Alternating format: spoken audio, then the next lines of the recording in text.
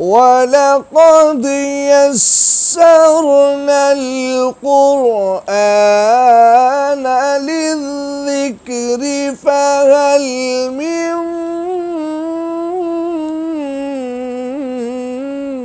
مُدَّكِرٍ۔ الحمدللہ رب العالمین والصلاة والسلام علی سید الانبیاء والمرسلین، اما بعد فاعوذ باللہ من الشیطان الرجیم، بسم اللہ الرحمن الرحیم۔ قال اللہ تبارک و تعالی فی الکلام المجید والفرقان الحمید، ورتل القرآن ترتیلا۔ قال اللہ تبارک و تعالی فی الکلام المجید والفرقان الحمید، ورتلناہ ترتیلا۔ قال اللہ تبارک و تعالی فی الکلام المجید والفرقان الحمید، وقرآنا فرقناہ لتقرأہ علی الناس علی مکث ونزلناہ تنزیلا۔ قال اللہ تبارک و تعالی فی الکلام المجید والفرقان الحمید، الذین آتیناہم الکتاب یتلونہ حق تلاوتہ۔ قال رسول اللہ صلی اللہ علیہ وسلم، خیرکم من تعلم القرآن وعلمہ، صدق اللہ العظیم وصدق رسولہ النبی الکریم الامین۔ ناظرین و حاضرین، اللہ رب العالمین پروردگار عالم کی لاریب کتاب میں سے چند آیات بینات میں نے تلاوت کی ہیں، جن کا مقصد مفہوم یہی ہے کہ اللہ جل شانہ پروردگار عالم نے ارشاد فرمایا، قرآن مجید فرقان حمید کو ٹھہر ٹھہر کر آہستہ آہستہ تلاوت کریں، اور اپنے محبوب علیہ السلام سے ارشاد فرمایا کہ اے میرے پیارے محبوب، آپ لوگوں کو قرآن حرف حرف آہستہ آہستہ حرف بحرف اس طرح سنائیں جیسے یہ نازل ہوا ہے۔ اور پہلے پارے میں اللہ جل شانہ پروردگار عالم نے فرمایا کہ وہ لوگ جنہیں قرآن کتاب دی گئی اور وہ اس کو اس طرح تلاوت کرتے ہیں جیسے تلاوت کرنے کا حق ہے۔ احادیث مبارکہ میں آقا علیہ السلام نے فرمایا، تم میں سے بہترین شخص وہ ہے جو قرآن کو سیکھے اور دوسروں کو سکھائے۔ ان تمام آیات بینات احادیث مبارکہ پڑھنے کے بعد جو ہمارا ٹاپک ہے، مقصد ہے قرآن کی خدمت، قرآن کی تصحیح کرنا، قرآن دوسروں امت مسلمہ صلی اللہ علیہ وسلم کو سکھانا اور غلطیوں کو دور کرنا۔ اس میں بہت ساری چیزیں ہم نے سٹیپ بائی سٹیپ انشاءاللہ سیکھنی ہے۔ تو سب سے پہلے یہ جو قرآن میں اللہ جل شانہ نے فرمایا کہ ورتل القرآن ترتیلا، ترتیل کے ساتھ پڑھو۔ ترتیل کا جو معنی ہے، مقصد ہے، وہ ہے تجوید کے ساتھ پڑھنا۔ تجوید کا لفظ عربی کا لفظ جودہ سے نکلا ہے۔ جودہ کا مطلب ہے کسی بھی چیز کو نکھارنا اور خوبصورت بنانا۔ تجوید کے لغوی معنی ہیں ستھرا کرنا، کھڑا کرنا، جدا کرنا، عمدہ کرنا۔ اسی طرح اصطلاح میں تجوید کا مطلب ہے کہ حروف کا صفات لازمہ اور عارضہ کے ساتھ ادا کرنا۔ تجوید ایک ایسا ہنر ہے کہ جس ہنر سے ہم قرآن پاک پڑھتے ہوئے بڑی سے بڑی اور چھوٹی سے چھوٹی غلطی سے بچ جاتے ہیں، اور اس کی ہمیں سمجھ ہوتی ہے کہ ہم یہاں غلطی کر رہے ہیں۔ قرآن پاک پڑھتے ہوئے ہم سے جو غلطیاں ہوتی ہیں، اس کی دو اقسام ہیں۔ نمبر 1، لحن جلی یعنی بڑی غلطی، واضح غلطی، میجر مسٹیک یا میجر ایرر۔ نمبر 2، لحن خفی، خفیہ غلطی، چھپی ہوئی غلطی، مینر ایرر۔ اب لحن جلی کی 4 اقسام ہیں۔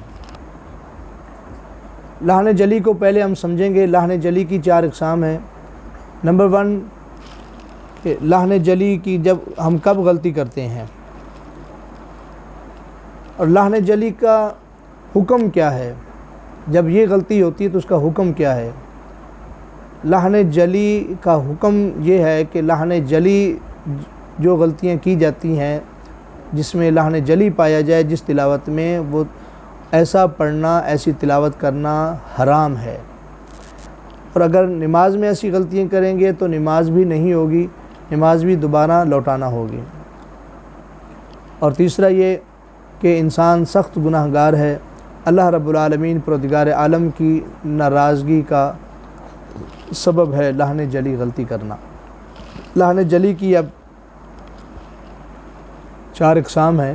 یہ 4 قسم کی غلطیوں پر یہ لحن جلی ہوتی ہے، یہ بڑی غلطی ہوتی ہے۔ نمبر 1 کہ ایک حرف کو دوسرے حرف سے بدلنا، ایک حرف کو دوسرے حرف سے بدلنا۔ نمبر 2 حرف کو حرف سے بدلنے کے بعد نمبر 2 ہے کہ کسی حرف کو بڑھا دینا۔ نمبر 3 کسی حرف کو کم کر دینا۔ نمبر 4 حرکات و سکنات میں غلطی کرنا۔ اب ایک ایک کر کے آپ ان لحن جلی کو سمجھ لیجئے گا تو انشاءاللہ بہت ساری غلطیوں کا ہم خود ہی جو ہے وہ ہمیں پتہ چل جائے گا کہ یہاں ہم غلطیاں کرتے ہیں۔ نمبر 1 حرف کو حرف سے بدلنا، یہ پہلی غلطی ہے۔ مثلا ہم نے پڑھا الحمدللہ یا ہا کی جگہ اگر ہم نے ہا پڑھ دیا الحمدللہ تو یہ حرف کو حرف سے ہم نے بدل دیا۔ اسی طرح ہم دیکھیں اگر ہم نے قوف سے قل هو اللہ احد، قوف کو اگر ہم نے پڑھ دیا قل هو اللہ چھوٹے کاف سے پڑھ دیا تو یہ حرف کو حرف سے ہم نے بدل دیا، تو اب ان کے معنی بھی تبدیل ہو جاتے ہیں۔ قوف سے اگر قل پڑھیں گے تو قل کا معنی ہے، بڑے قوف سے پڑھیں گے قل تو اس کا معنی ہے کہو کہ اللہ ایک ہے۔ اگر اس کو چھوٹے کاف سے پڑھیں گے قل هو اللہ، چھوٹے کاف سے پڑھیں گے قل تو اس کا معنی ہے کھاؤ اللہ ایک ہے، تو یہ معنی تبدیل ہو گیا۔ تو اسی طرح آپ آگے دیکھیں کہ علیم، حرف علیم عین سے، علیم کا معنی ہے جاننے والا۔ اگر ہم نے اس کو الف سے پڑھ دیا، حمزہ سے پڑھ دیا، حمزہ والی الف والی حمزہ سے پڑھ دیا علیم تو اس کا معنی ہے تکلیف دینے والا، تو معنی ہی تبدیل ہو گیا۔ اسی طرح اگر ہم نے قلب کا معنی دل ہے اور اس کو چھوٹے کاف سے پڑھ دیا کہ تو قلب کہہ دیا تو یہ قلب کا معنی کتا، معنی تبدیل ہو جاتا ہے۔ اسی طرح اگر ہم نے اثمن، حرف ہے اثمن کا معنی ہے گناہ اور اس کو ہم نے پڑھ دیا اسمن، سین پڑھ دیا تو اس کا معنی ہے نام۔ تو اسی طرح آپ دیکھیں یہ حرف کو حرف سے بدلنے سے معنی تبدیل ہو جاتے ہیں، انعام یہ معنی تبدیل ہو جاتے ہیں۔ نمبر 2 کسی حرف کو بڑھا دینا۔ اب ہم نے پڑھنا تھا الحمدللہ تو اگر ہم نے پڑھ دیا الحمدللہ، دو کو لمبا کر دیا، اگر للہ رب نیچے زیر ہے پڑھ دے للہ رب، اس کو بڑھا دیا، اس کا مطلب ہے کہ ہم نے اس کو حرف کو بڑھا دیا ہے، تو بڑھانا بھی لحن جلی ہے۔ اگر اسی طرح کسی کو کم کر دیا، اگلی مثال کسی کو کم کر دیا تو مثلا آپ دیکھیں حرف ہم نے پڑھا ہے لم یلد ولم یولد تو ہم نے پڑھ دیا ولم یولد کہہ دیا تو یہ غلط ہو گیا۔ ولم یکن لہ لفظ ہے تو ہم نے پڑھ دیا ولم یکن لہ کفوا، یہ ہو کو لمبا نہ کیا تو یہ ہم نے کم کر دیا، تو یہ لحن جلی کی غلطی ہیں جس سے نماز بھی نہیں ہوتی۔ اسی طرح کی مثالیں ہم اپنے پڑھنے میں سب نوٹ کر سکتے ہیں۔ اور آگے چوتھی مثال ہے، اس کی قسم ہے وہ ہے حرکات و سکنات میں غلطی کرنا۔ مثلا ہم نے انعم صراط الذین انعمت علیہم، تا کے اوپر زبر ہے تو ہم نے اس کو انعمت علیہم پڑھ دیا، تو اس کا مطلب ہے کہ ہم نے معنی بدل دیا، یہ حرکات و سکنات میں غلطی کر دی۔ وہ پیش کی جگہ انعمتا ہے، انعمتا کی جگہ ہم نے زبر کی جگہ ہم نے پیش پڑھ دیا، یہ غلطی کر دی ہم نے۔ اسی طرح پڑھتے ہوئے زبر زیر کی غلطی کر دینا، یہ حرکات و سکنات کی غلطیاں ہیں۔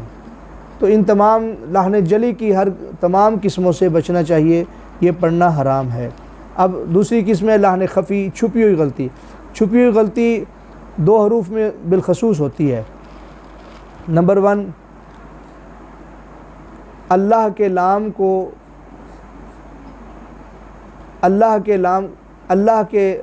کو پڑھنا تھا پر اور اس کو باریک پڑھ دیا، تو اس کا علم ہونا چاہیے کہ یہ کب پر پڑھا جائے گا، کب باریک پڑھا جائے گا۔ لفظ اللہ کا جو لام ہے اس سے پہلے اگر زبر یا پیش ہوگا تو اس کو پر پڑھا جائے گا، اگر اس سے پہلے حرف پہ زیر ہوگی تو باریک پڑھا جائے گا۔ مثلا قل هو اللہ احد، واللہ یہ واو کے اوپر زبر ہے، اللہ کے لام سے پہلے حرف پہ زبر ہے، یہ اللہ کا نام پر پڑھا جائے گا، موٹا پڑھا جائے گا۔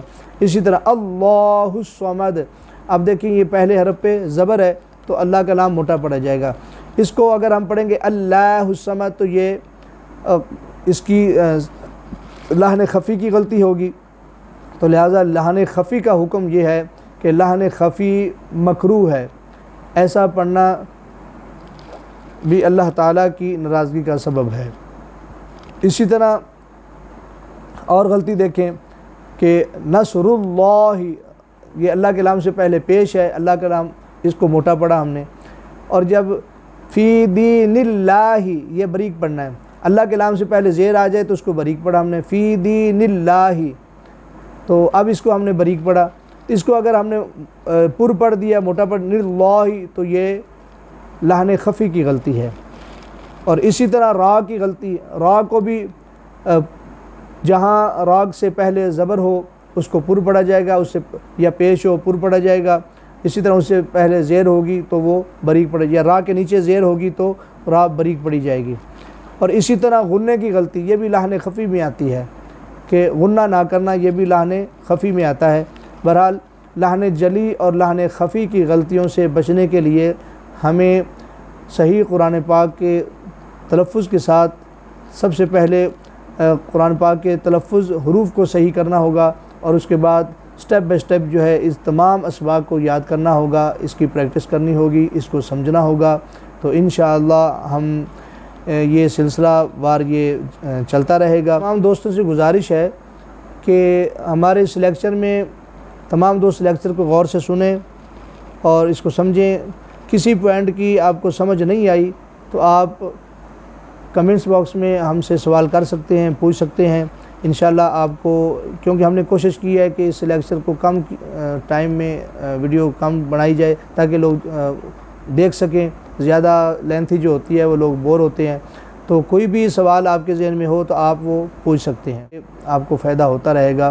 اب آج کا جو لیسن ہے وہ ہے لحن جلی اور لحن خفی کو سمجھنا، غلطی کو سمجھنا کہ ہم کہاں غلطیاں کرتے ہیں، کس قسم کی غلطیاں ہوتی ہیں اور ان کا حکم کیا ہے۔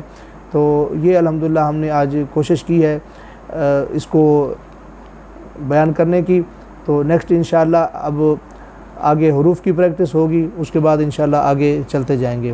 اللہ تعالی ہماری اس کاوش کو قبول فرمائے، اور تمام دوستوں سے گزارش ہے خود بھی لرن قرآن فرام قاری ظفر اقبال چینل، ہمارے چینل کو سبسکرائب کریں اور بیل آئیکن کو پریس کریں اور دوستوں کو شیئر کریں اور ہمارے ساتھ جڑے رہیں، انشاءاللہ وقتاً فوقتاً آپ کو ہماری ویڈیو پہنچتی رہے گی۔ اللہ تعالی ہماری کاوش کو قبول فرمائے۔ آپ سب کو جو ہم قرآن پڑھتے ہیں، ہماری نیت قرآن پڑھ کر ثواب کمانے کی ہوتی ہے، ہمیں صحیح معنوں میں ثواب ملتا رہے۔ السلام علیکم ورحمۃ اللہ وبرکاتہ۔